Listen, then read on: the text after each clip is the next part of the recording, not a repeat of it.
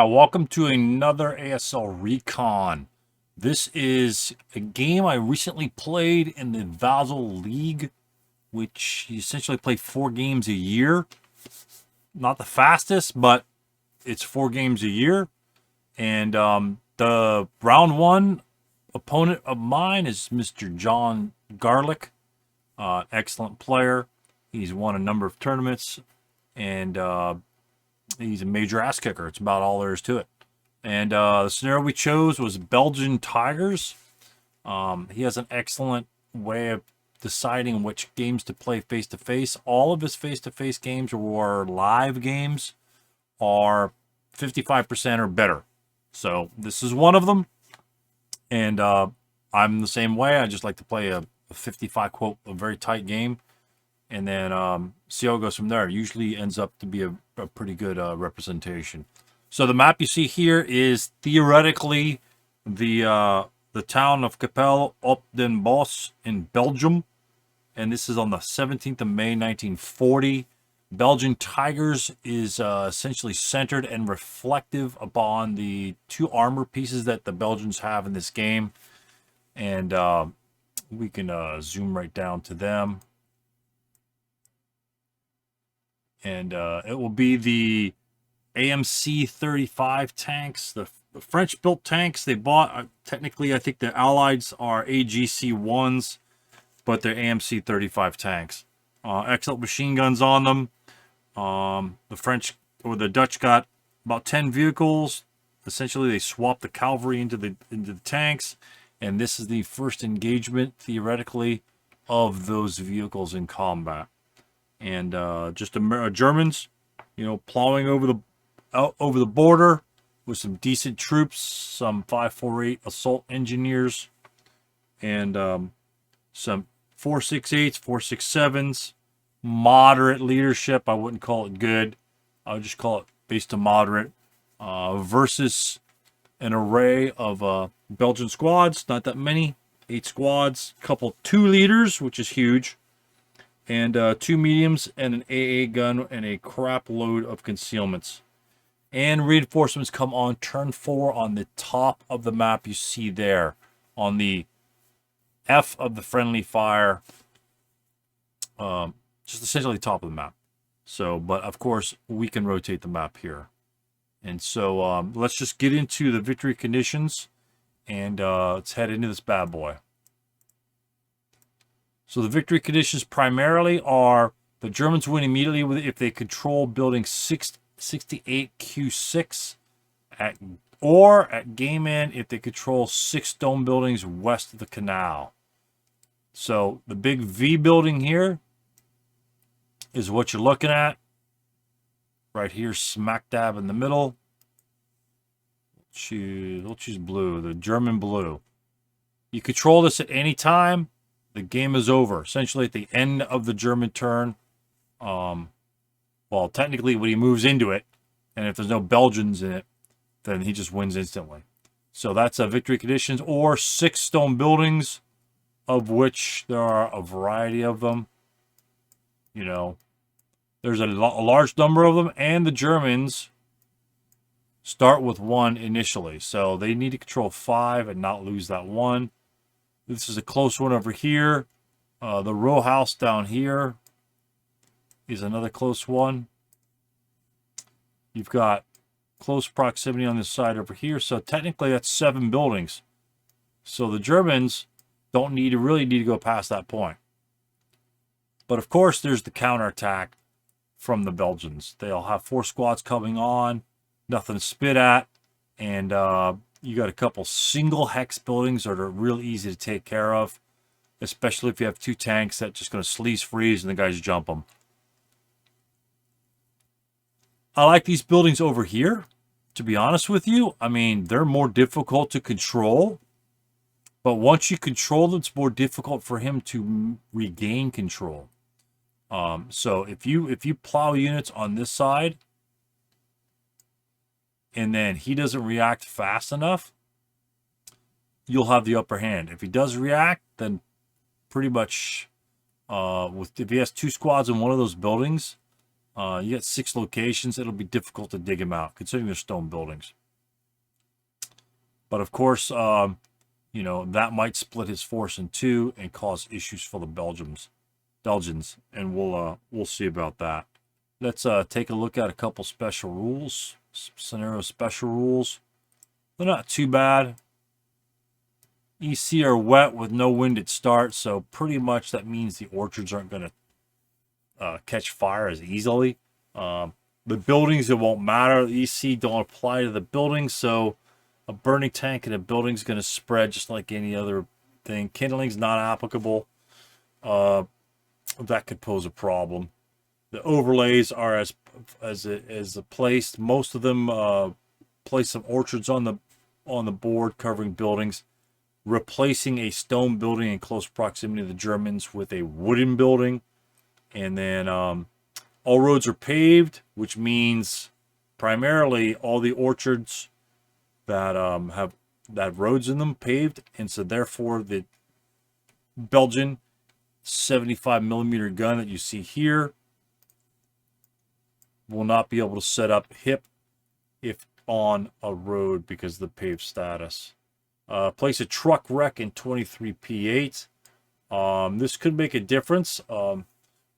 Some scenarios will just say place a wreck in certain hex. You'll need clarification whether it's a truck or an AFV.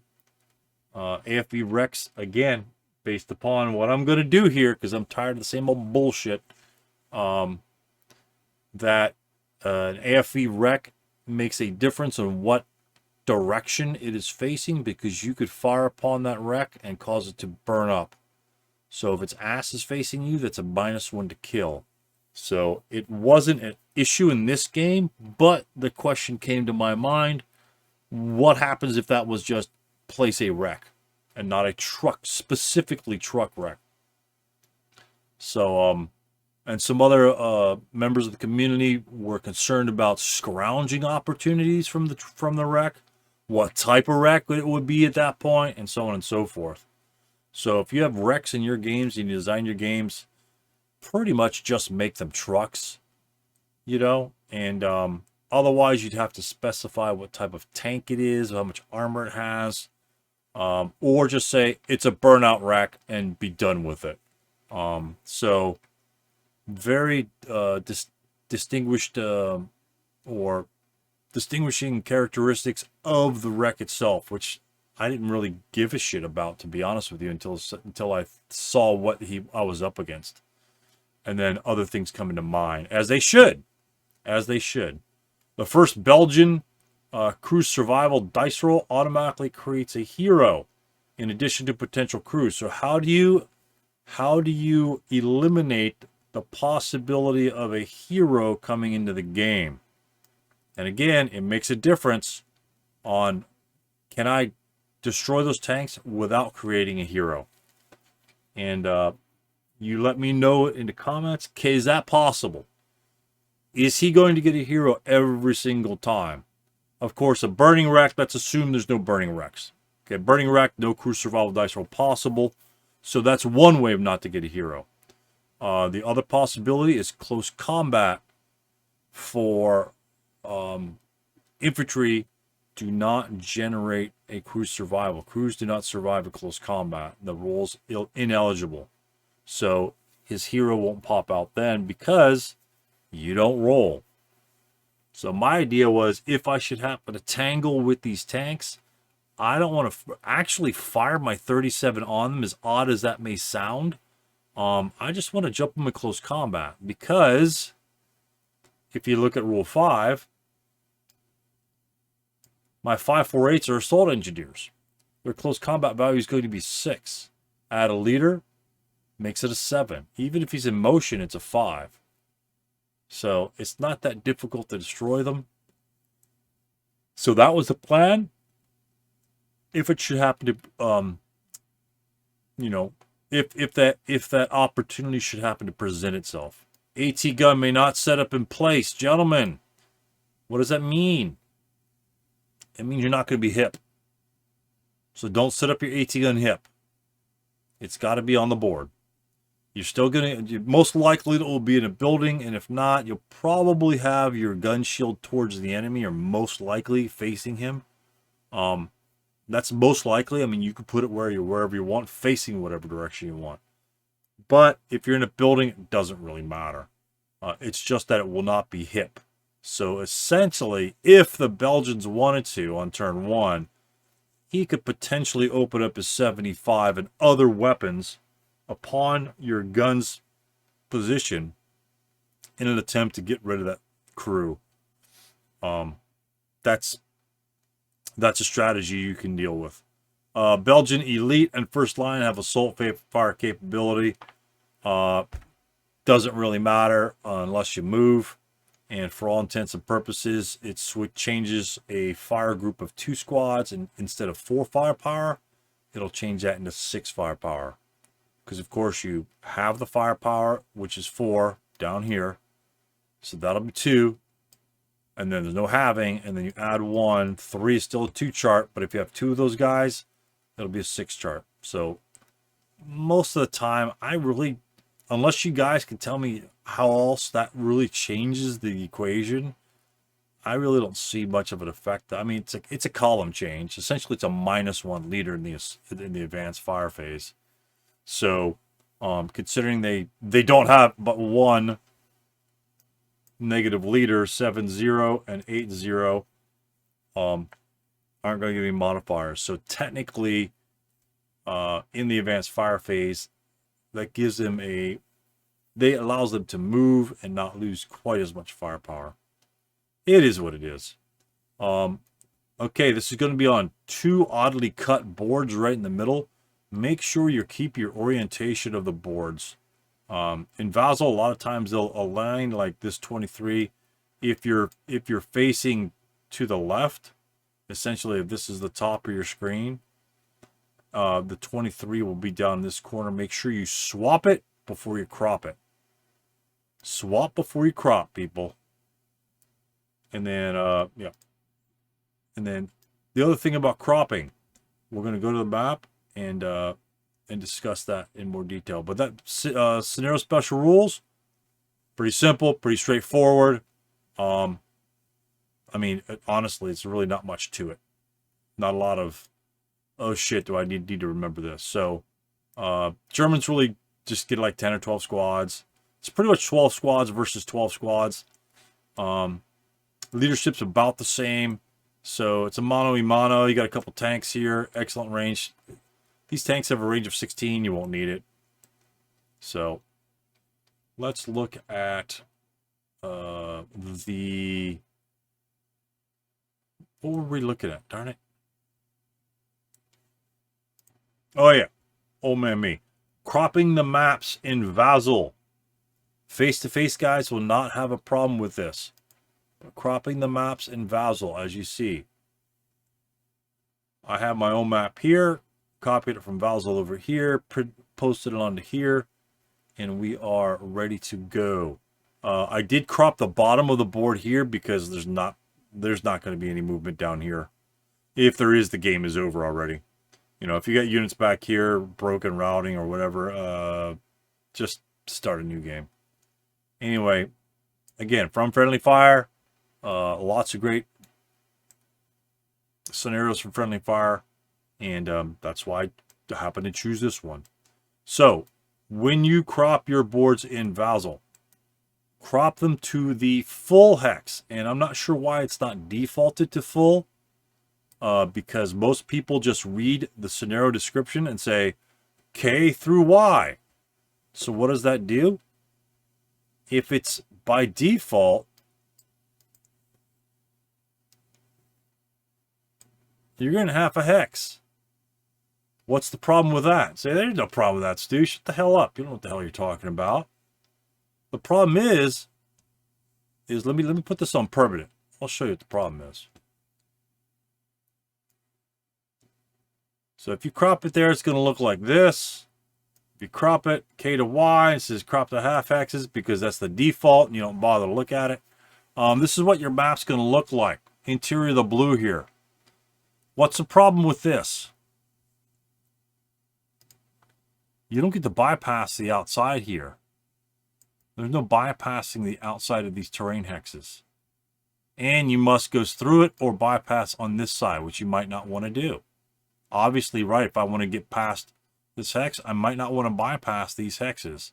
I want to bypass on the outside. Oops. So you need to include these hexes. Again, over here as well. Obviously, this little building here doesn't go to the edge, so you could probably bypass around that. Orchard doesn't matter. Another bypassable, bypass, bypass, and these don't really matter. These actually don't matter at all. So, but you've only got a couple of hexes here, a couple of hexes here, but they make a difference. Right? They make a big difference. Let's look at the one back here.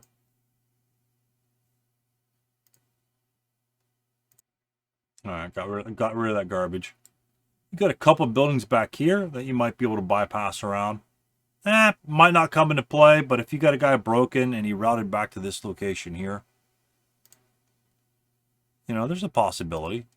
If you had a guy back here routed for some reason, you know, you might need to, after he rallies, bypass those sides. You never know. You never know on that.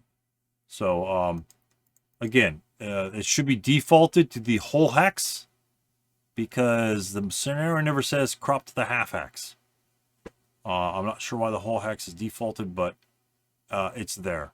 Be careful with that because it makes a difference. It will open things up. If you can see, the more map you can see, and again, that's another reason why I like using TTS here. You can see what terrain this guy is in. You can see what terrain they're in, even though they're spread out. You can see the terrain these guys in, and they're all spread out. All the bad guys. In VASL, you can't see that R10 is a little chintzy wooden building because this counter is going to occupy most of the hex. You can't see that. It's almost the same thing with this one. And any 5/8" unit is going to cover the entire hex. And as you see on this board, it's really busy with open ground, orchard, woods, single hex buildings, especially something like this. What the hell is there anything here? Is that an orchard? I don't know. But if it's a giant counter on it, you can't see it. Even with this level 2 counter here, you could still see that building there. So in VASL, it will block it. You're going to miss a lot of opportunities if you can't really see what the hell you need to know. So, German snipers, I think my sniper, I'm not sure where it starts. I'll place these when we start the game. This is the starting position, and we'll go over my starting position, my starting strategy, and how to read the board. Again, he has 14 concealment counters. We're going to go over on how to read the board and where your threats are going to be coming from. All right. I was actually 100% on my threat determination in this particular game. And I'll tell you how I arrived at that decision. Doesn't mean you're going to be 100% all the time. It's just basic deduction. And you just have to assume that your opponents are going to follow the same sort of standard. And just assumptions to make. All right. So with that, let's get to it.